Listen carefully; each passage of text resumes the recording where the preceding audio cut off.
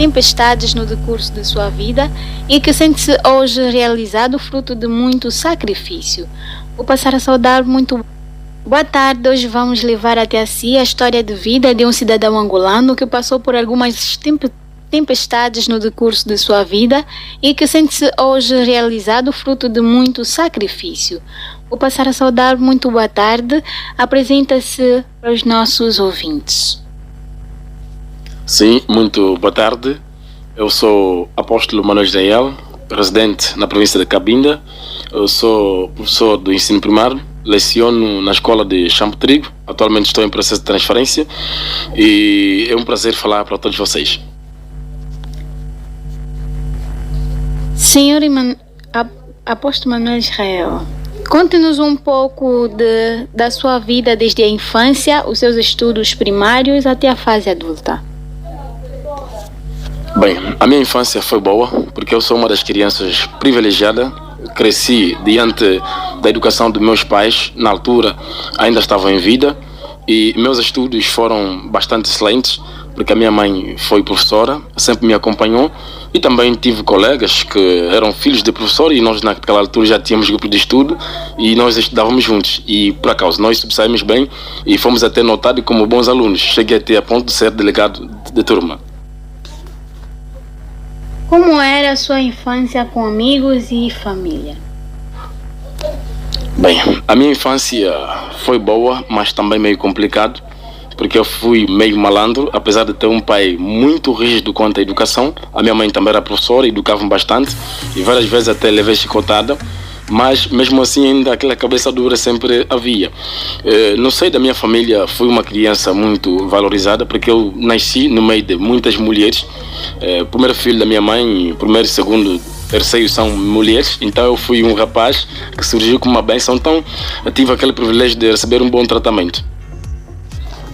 O senhor é casado? Exatamente, sou. Como conheceu a sua esposa? Bem, eu conheci a minha esposa na casa dos seus pais. Na altura eu tinha o costume de fazer oração, cultos na casa dos membros, então nós cultuávamos sempre na casa dos meus sogros, e me recordo muito bem que o nosso primeiro encontro foi marcante por causa do falecimento da minha mãe.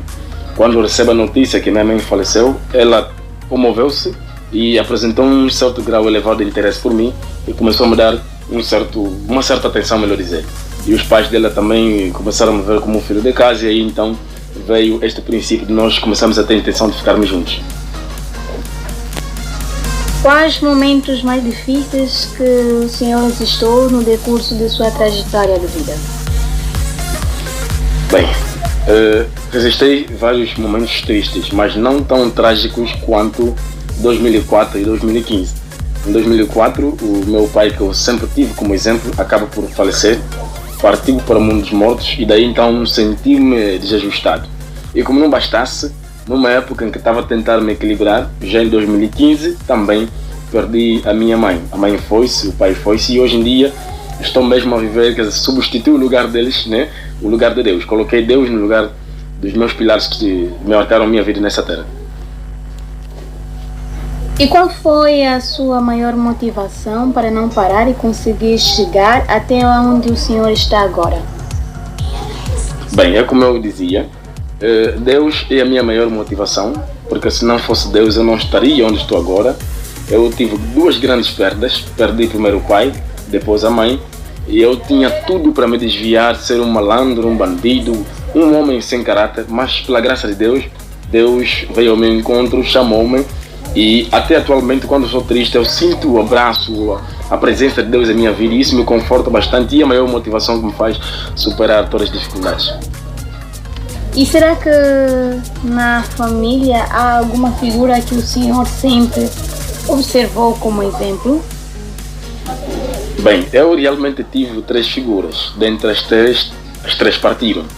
A primeira figura que eu tive como exemplo é o meu falecido pai. Meu pai foi tropa, e eu até inclusive treinei artes marciais porque quis ser, né, como meu pai. Meu pai foi muito bom, foi um homem que conhecia a arte e depois foi um grande exemplo para mim.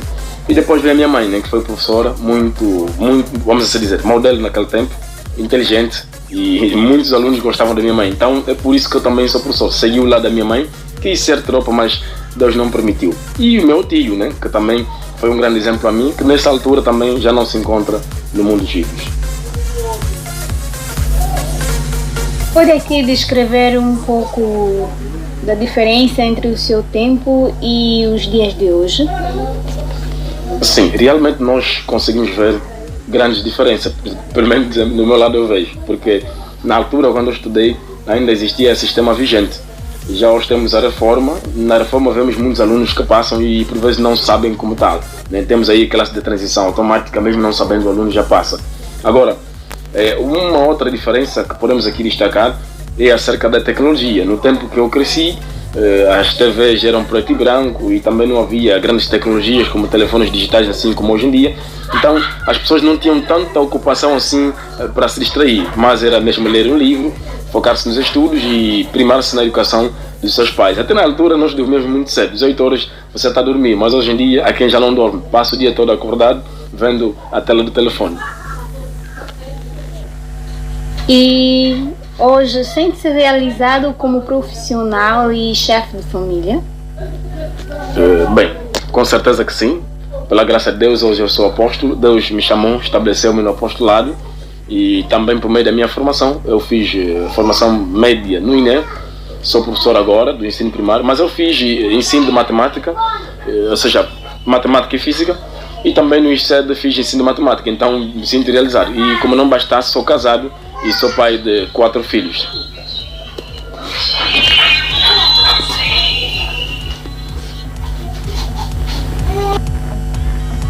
Conte-nos qual é o segredo para se ultrapassar obstáculos da vida e ser bem-sucedido.